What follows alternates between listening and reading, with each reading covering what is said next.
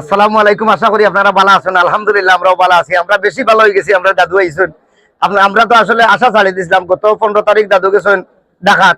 আজকে এই মুহূর্তে এয়ারপোর্ট লামিয়া ডাইরেক্ট বাসাত না উঠিয়া ডাইরেক্ট ফ্লাইট থাকি লামিয়া হোটেল বাড়িতে ইচ্ছেন।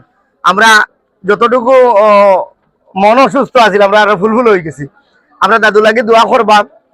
আমরা দাদুরে ও কারণে ইনভাইট করছি যে একজন গুণী মানুষ, সিলেটের রত্ন গর্ব, এই মানুষের দোয়া যদি আমরা পাইতে আমরা অনেকটা আগুয়ে যেতাম পারবো। ওই হিসাবে দাদুরে দাওয়াত করছি। বিশেষ করে আমরা সাবেক কুষ্টিয়ার ডিসি বনমালী স্যার, বর্তমান সিলেট রাকিব রাবিয়া ফাউন্ডেশনের দায়িত্বে, এবং আমার লুৎফুর স্যার, আমার হান্নান ভাই, আফতাব চৌধুরী ভাই, এই যে গুণী মানুষগুলার মূল্যবান সময় আমরা এই ছোট ছোট ভাইয়ের ধরে দিচ্ছেন। আমরা সারা জীবন আপনার কথা মনে রাখবো। আপনারা আমরা লাগে দোয়া করবা, আমরাও আপনারা লাগে দোয়া করবো। আর আমরা দাদু লাগে দোয়া করবা, তাই আমরা লাগে দোয়া করিয়া যাইরা আমরাও যেখানে থাকবো দোয়া করবো। বিশেষ করে প্রবাসী যারা আছেন, আপনারা যখন দেশে আইবা আপনারা ফ্যামিলি লইয়া কোটার বাড়িতে আইবা, ফ্যামিলি জুন আমরা রাখছি, ভালো একটা পরিবেশ দেওয়ার চেষ্টা করবো। ধন্যবাদ।